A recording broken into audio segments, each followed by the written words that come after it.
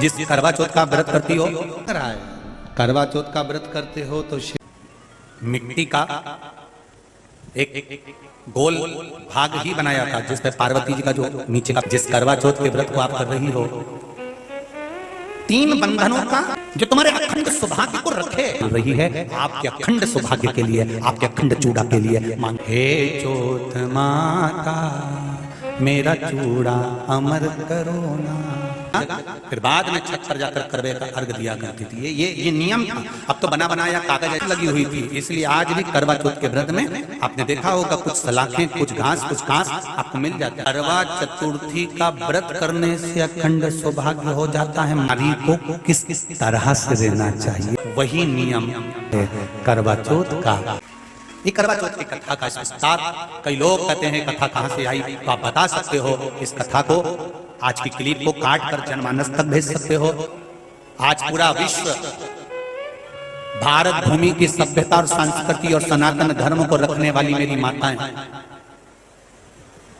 आज भारत के सनातन धर्म को, संस्कृति को, सभ्यता को, संस्कारों को जीवित रखने वाली है ये भारत की माताएं।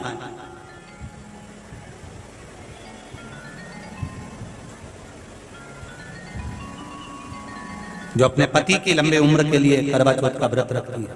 जरा विचार करिए, किसी देश में कोई माता अपने पति के लिए व्रत नहीं रखती। केवल एक भारत की संस्कृति, भारत की सभ्यता। एक देश में हमारे यहाँ के भारत के कोई महाराज घूमने के लिए संत गए। उन्होंने देखा कि एक पति मर गया था और पत्नी उनकी कब्र पे पंखा कर रही थी। तो संत को लगा कि ये नारी तो हमारे भारत की नारी से भी बड़ी नारी है। हमारे यहाँ तो पति के साथ पत्नी सती हो जाती है, पर यह तो उससे भी बड़ी है कि पति मर गया तो मरने के बाद पंखा कर रही उसकी कब्र पर। तो पूछा संत ने उस नारी से, माँ मैं आपको प्रणाम करता हूँ, आप तो हमारे भारत की भूमि से भी बड़ी नारी हो। हमारे यहाँ नारी पति के साथ सती हो जाती है, पर तुम तो उससे भी बड़ी हो कि पति मर गया तो उसकी कब्र पर पंखा कर रही हो। नारी बोली, महाराज हम पति को कब्र पर पंखा इसलिए कर रहे हैं क्योंकि हमारे यहाँ का नियम है जब तक पति की कब्र सूखती नहीं तब तक हम दूसरी शादी नहीं कर सकते, इसलिए हवा दे दे कर सुखा। महाराज जी अपना सिर खुजाते खुजाते वापिस। भारत भारत मेरा हिंदुस्तान, मेरा हिंदुस्तान ये कोई साधारण नहीं है। जिस करवा चौथ के व्रत को आप कर रही हो, 3 बंधनों का मूल तत्व हमारे शास्त्र कहते हैं। पहला, 3 जगह पर नारी ने अपनी साड़ी के पल्लू को फाड़कर, धागे को खींचकर 3 जगह पर रक्षा करिए। जरा ध्यान दीजिएगा। कोई आपसे पूछे कि यह करवा चौथ कहां से प्रकट हुई तो आप बताने में पीछे मत। पहला, द्रौपदी ने साड़ी का चीर फाड़ा था और मेरे द्वारिकाधीश के हाथ में बांधा था उनकी रक्षा के लिए। एक बहन अपने भाई की रक्षा के लिए भी अपने चीर को फाड़ कर बांध देती है। दूसरा, सावित्री ने बांधा था सत्यवान जब प्राण छोड़ दिए थे और उनको, मैं यमराज के पीछे जाऊंगी अपने पति के प्राण वापस लाने के लिए, कहीं कोई पशु पक्षी मेरे पति को ना खा जाए, अपनी साड़ी का चीर निकालकर उसकी आंख पर, शरीर पर बांध दिया था कि मेरा पति जब तक मैं आऊं। आज भी हमारे यहाँ पर अखंड सौभाग्यवती नारियां जब सुहाग का कोई काम करती हैं तो 13 चीजें कहीं संक्रांति पर बांट देती हैं, कहीं सुहाग का सामान बांट देती हैं। किसको बांटती हैं? अपनी सखियों को, अपने परिवार को, अपनी सास को, अपनी ननद को, अपनी देवरानी, जेठानी, कुटुंब, कबीला, ब्राह्मण आदि जो सौभाग्यवती नारियां हैं। उसमें ये वर्णन नहीं करा गया कि आप किसी अन्य को, जो सौभाग्यवती हो, चाहे वो ब्राह्मण हो, क्षत्रिय हो, वैश्य हो, शूद्र हो, उस सौभाग्यवती को सुहाग की सामग्री बांटती है माता। जब कोई सुहाग का कार्य करती है, कोई सौभाग्य का कार्य करती है, कोई सुहागिल करती है। यहाँ पर सुहागिल होती कि नहीं होती हमें मालूम नहीं, पर हमारे यहाँ तो आज भी सुहागिल माताओं को जब भोजन कराती है तो ये नहीं देखती कि कौन जीना, यहाँ सौभाग्यवती होना चाहिए जिसकी मांग करी हो, चूड़ा अमर हो, अखंड।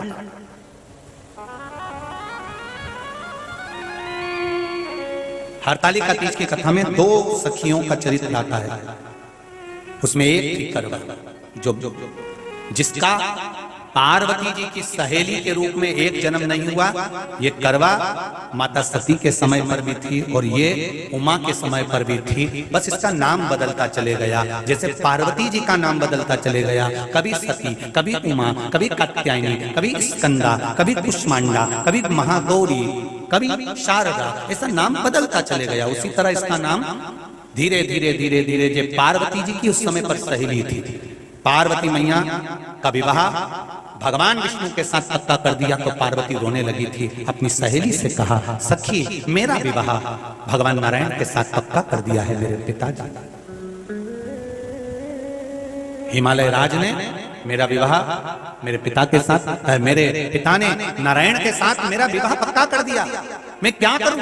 सखी कहती है, क्यों चिंता करती है, तू क्या चाहती है वो बोल। मैं केवल देवादिदेव महादेव को चाहती हूं, उनसे स्नेह करती, उनसे विवाह करना चाहती हूं।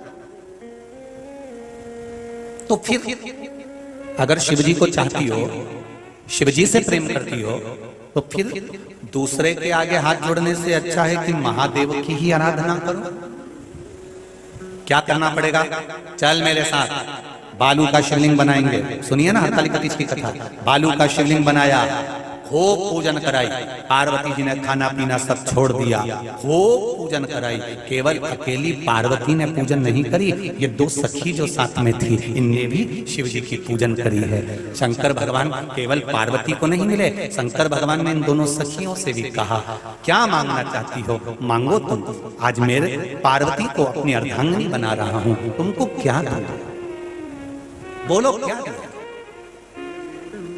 मेरा एक निवेदन है भारत भूमि की सभी माताओं से, सहेली ऐसी बनाना जो तुम्हारे अखंड सौभाग्य को रखे।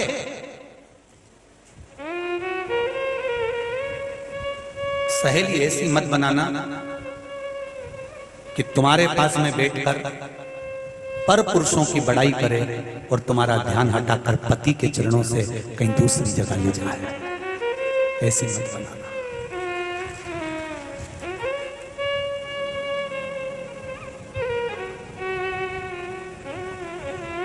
बहुत ध्यान रखिएगा इस कथा का। जितने लोग आस्था चैनल पर कथा सुन रहे हैं, फेसबुक यूट्यूब पर सुन रहे हैं, जितने मां गंगा की गोद में बैठकर काशी की इस पावन धरा पर कथा सुन रहे हैं, वो ध्यान से सुने। शिवजी ने केवल माता पार्वती जी को ही वर नहीं दिया, शंकर भगवान ने दो सखियां बैठी थी सहेलियां, उन पर भी ध्यान दिया।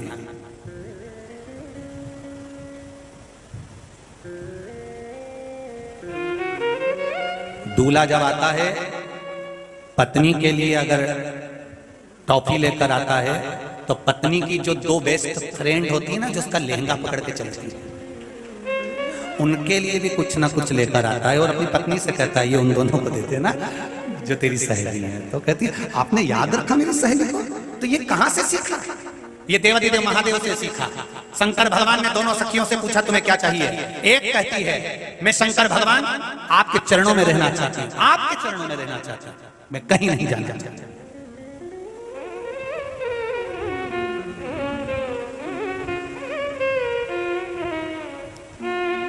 शिव जी कहते हैं ऐसा तो हो नहीं सकता कि तुम्हें कुछ नहीं चाहिए, कुछ तो तुम्हारी चित्तवृत्ति में होगा, मांग लो, आज तुम्हारे पर प्रसन्न हूं मैं, मांगो क्या चाहिए।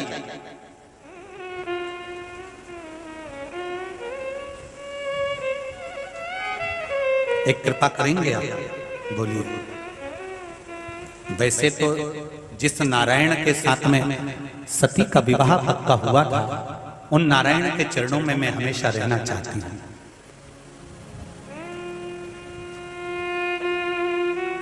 शिवजी ने कहा तेरे मन में दो भाव उत्पन्न हो गए, पहले तूने मेरे चरण मांगे, उसके बाद नारायण के चरण मांगे, अर्थात तेरी वृत्ति में कहीं थोड़ा सा खेद उत्पन्न हो गया, इसलिए कुछ क्षण के लिए तेरे भीतर गलत भाव उत्पन्न हो गया था। तू मृत्यु लोक में जाएगी, मना नहीं है, पिता के घर में जन्म लेगी, मना नहीं।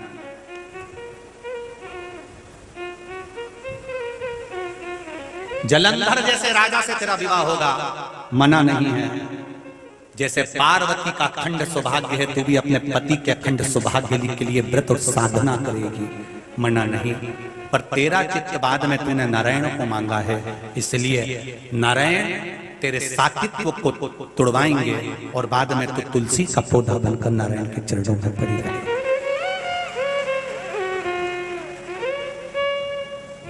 एक मांग रही। करवा चौथ के दिन की कथा है, जरा मेरी माएं बहुत ध्यान से सुनना। आपने अपनी जिंदगी में कभी इस कथा को सुना ना सुना, पर ये विश्वनाथ की धरा से मां अन्नपूर्णा और गंगा जी के अखंड सौभाग्य से मां पार्वती और दुर्गा के अखंड सौभाग्य से, ये विश्वनाथ की नगरी से ये कथा मिल रही है। आपके अखंड सौभाग्य के लिए, आपके अखंड चूड़ा के लिए, मांग के सिंदूर के लिए मिल रही है।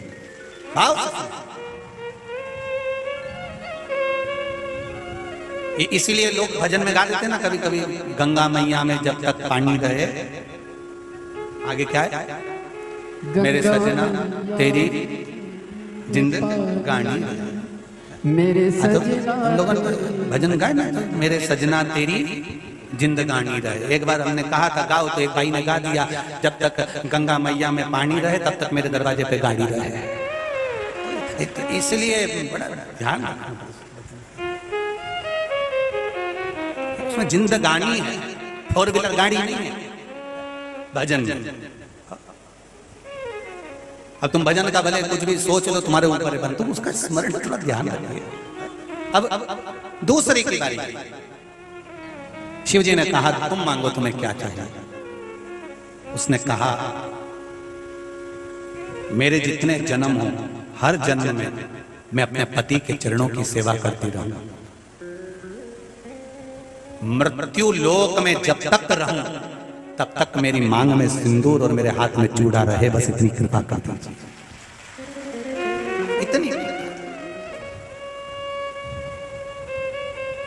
हाथों में भर भर के चूड़ा रहे,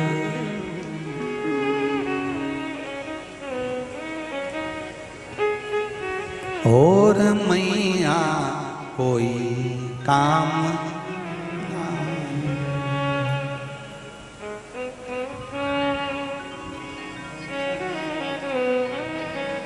मेरे मस्तक पे, मेरे माथे पे चमचमाती चूनर, और मैया कोई काम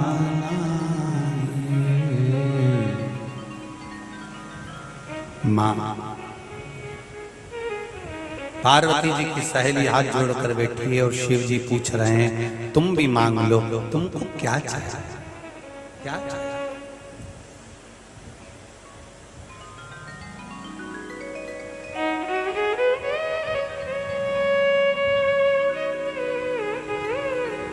वो कहे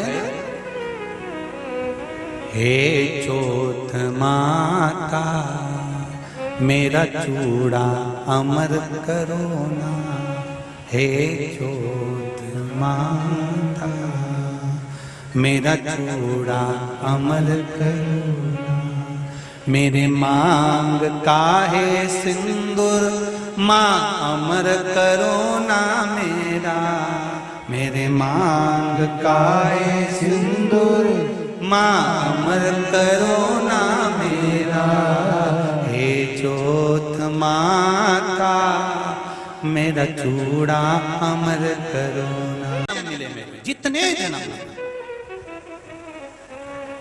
प्रत्येक जन्म में मैं अपने पति के चरणों की सेवा करूं। समय आया एक बार करवा का नाम, उस जो पार्वती जी की सहेली थी उसका नाम करवा पड़ गया। करवा पड़कर एक साधारण परिवार में उसका जन्म था। पति के साथ संग में रह रही थी।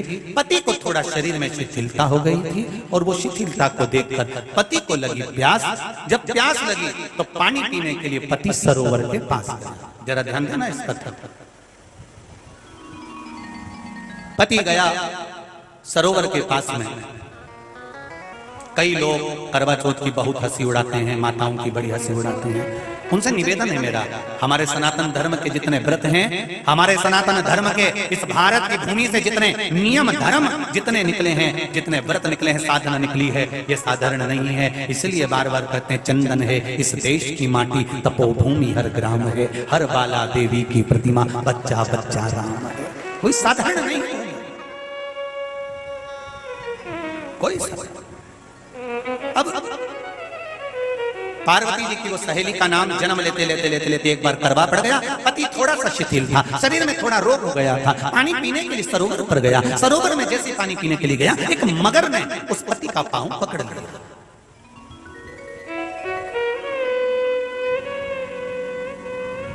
बहुत ध्यान दीजिए, हनुमान जी की सेवा करने से राम जी मिल जाते हैं। ध्यान देना जरा। करवा पार्वती जी की सखी थी, जन्म लिया मृत्यु लोक में, नाम करवा पड़ गया। करवा चतुर्थी का व्रत करने से अखंड सौभाग्य हो जाता है। मात्र पार्वती जी की सहेली का व्रत।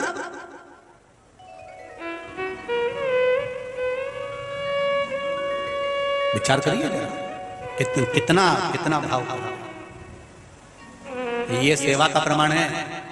भारत की भूमि पर जितने राम के मंदिर नहीं, उससे 1000 गुना ज्यादा हनुमान जी के मंदिर हैं। किसी ने पूछा हनुमान जी के मंदिर इतने क्यों हैं, तो कहा गया राम जी की सेवा हनुमान जी ने इतनी करी कि भारत की भूमि पर सेवा पूजा गई। इसलिए हनुमान के मंदिर ढेर बने हुए। हमारे यहाँ सेवा पूजाती है। करवा गई, करवा ने देखा कि मेरे पति का पांव मगर ने पकड़ रखा है, और करवा शिव की उपासक थी। करवा शंकर की उपासक, और शंकर भगवान से ज्यादा करवा माता पार्वती जी की उपासक थी, क्योंकि पार्वती जी की सहेली थी।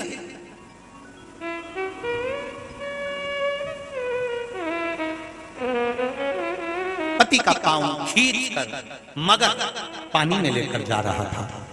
करवा आराधना में लगी हुई थी।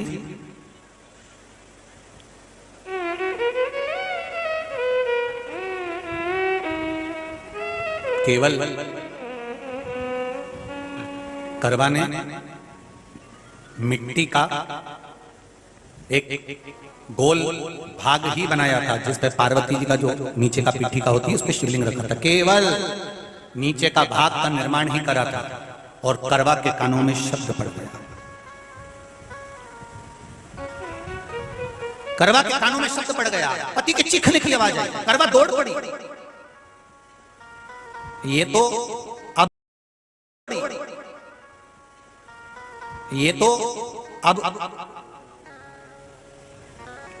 कैलेंडर में छपा हुआ करवा चौथ का फोटो आने लगा। नहीं तो पहले नियम था दीवार पर बनाई जाती थी और वहां पूजन करी जाती थी।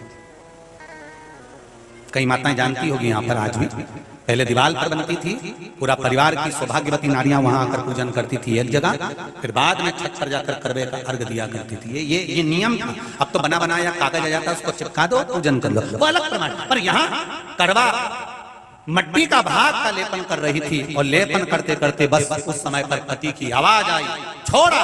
करवा भागी, और शिव आराधना में लगी हुई करवा, पार्वती की आराधना में लगी हुई करवा भाग कर गई। पति को देखा तो मगर खींच कर ले जा रहा था। करवा ने अपना चीर फाड़ कर मगर की पूंछ को पकड़ कर खींचा। और कितना सात्विकता में बल होगा, जरा विचार करना कि मगर को खींच कर वृक्ष के नीचे ले गई, और वृक्ष के नीचे नहीं जा पाई तो वहीं पर घाट के ऊपर कांस लगी हुई थी। इसलिए आज भी करवा चौथ के व्रत में आपने देखा होगा कुछ सलाखें, कुछ घास, कुछ कांस आपको मिल जाती है। उससे एक कांस से, मात्र एक घास, एक कांस से उसने उस मगर को बांध दिया। मगर हिल नहीं पाया। यम के दूत आ गए इसके पति को मौत के ग्रास ले जाने के लिए। यम के दूत। करवा ने पूछा तुम कौन हो, कैसे आना हुआ? यमदूत कहते हैं तुम्हारे पति का आज अंतिम दिन है, अंतिम समय, अंतिम पल है, ये मरेगा। करवा कहती अगर मारना है तो इस मगर को मारो जिसने मेरे पति का पांव पकड़ रखा। प्राण छोड़ना है तो इस मगर के छोड़िए, मेरे पति के तो प्राण आप ले जा नहीं सकते। करवा, हम अपने नियम को नहीं बदल सकते। तेरे पति की अंतिम सांसें हैं, वो मरेगा। मगर को अभी नहीं मरना है, मगर अभी कम से कम 9 महीना और जीवित रहेगा। इसका हमारे पास लेख है। करवा कहती है ऐसा हो नहीं सकता। यमदूत खड़े हैं, ले जाने दे नहीं रही। क्रोध आ गया करवा को, हाथ में जल उठाया, अगर एक यमदूत भी मेरे पति को उठाकर ले जाता है तो मैं शिव भक्त माता पार्वती जी की भक्त करवा आपको श्राप दे दूंगी। सब दौड़ पड़े, यमराज के पास चले गए। यमराज ने पूछा तुम दौड़ कर आए हो, क्या हुआ? यमराज पूछते हैं, दूत कहते हैं वो करवा अपने पति को नहीं लाने दे रही। यमराज वहां पर खड़ा हो जाता है, करवा को समझाया, करवा तेरे पति के प्राण जा चुके हैं, तेरा पति अब मरने वाला है, अंतिम क्षण इसको ले जाने दे, इसका आज आखिरी दिन है, मगर को ले जा पर मेरे पति को नहीं। मान नहीं पाया यमराज। जब क्रोध पर अड़ गया तब करवा को क्रोध आया और क्रोध में आकर जल लेकर करवा ने श्राप देना चाहा यमराज को। यमराज चरणों में पड़ गया, रेन दे करवा, मैं तुझे वर देता हूँ, आज चतुर्थी का दिन है, तेरे पति को मैं जीवन दान देता हूँ। आज के दिन जो तेरे नाम से व्रत धारण करेगा उसका खंड सौभाग्य स्वयं यमराज करेगा, स्वयं। ये वो करवा चौथ का व्रत है। दुनिया के लोग भले हमारे सनातन धर्म पर उंगली उठाएं, दुनिया के लोग भले हंसें कि बताओ करवा चौथ का व्रत होता है, पति की पूजन करते हैं, कोई कोई बोलता है, कोई कोई बोलता है, पर सनातन धर्म की ये पहल, हमारे सनातन धर्म का ये आनंद, सुख देने वाला।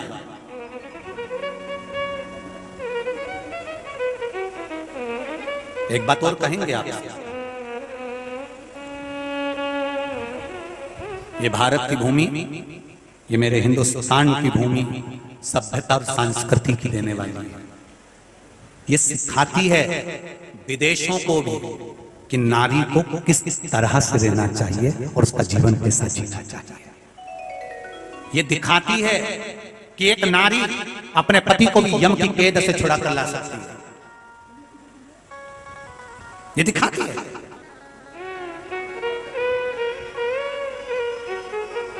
करवा का पति जो मगर ने पांव पकड़ रखा था, प्राण छूट रहे थे, वो करवा का पति जीवित रह गया, जीवित रहा। दौड़ कर गई, मट्टी का पात्र रखा था, मट्टी के पात्र में जल भर कर लाई अपने पति को, क्योंकि पानी पीने के लिए ही गया था, जल पीने के लिए गया था।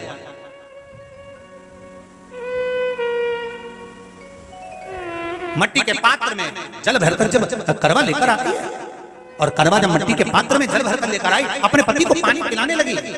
पति उठा, उठकर उसने कहा इस जल की जरूरत तेरे को है करवा, क्योंकि तूने शिव आराधना के लिए, पार्वती की आराधना के लिए मुख में कोई जल नहीं रखा। पति ने जल का आचमन अपनी पत्नी को कराया। बस वही नियम आज तक हमारे सनातन हिंदू धर्म में चला आ रहा है। करवा चौथ का पति पत्नी को आचमन करा। ये करवा चौथ की कथा का विस्तार, कई लोग कहते हैं कथा कहां से आई, तो आप बता सकते हो। इस कथा को आज की क्लिप को काट कर जनमानस तक भेज सकते हो कि ये कथा का विस्तार आप अपने जीवन में सुनिए। उसके बाद फिर भगवान कृष्ण ने द्रौपदी को इस कथा का वर्णन कराया, फिर एक कथा भगवान कृष्ण ने सुनाई, एक सेठ का प्रसंग। श्री शिवाय नमस्तुभ्यं। हम स्वागत है आप सभी का आपके अपने चैनल में। यदि ये वीडियो अच्छी लगी है करवा चौथ की तो इसे लाइक करें, चैनल को सब्सक्राइब करें। इसमें करवा चौथ जब व्रत हम करते हैं तो उसके नियम बताए हैं, करवा चौथ व्रत क्यों किया जाता है, अखंड सौभाग्यवती के लिए किया जाता है। उसके बाद गुरुजी ने इसमें कृष्ण भगवान जी द्वारा कही गई कथा सुनाई है और जो प्रथम कथा है करवा चौथ की वह बताई है और करवा चौथ का भजन बताया गया है। तो आप पूरी वीडियो ज़रूर देखें। कमेंट बॉक्स में हर हर महादेव या श्री शिवाय नमस्तुभ्यं अवश्य लिखें। गुरु जी कहते हैं श्री शिवाय नमस्तुभ्यं लिखने सुनने बोलने मात्र से हमें हजारों अश्वमेघ यज्ञों के फल की प्राप्ति होती है, हमारे पाप कम होते हैं और कष्ट दूर होते हैं। धन्यवाद।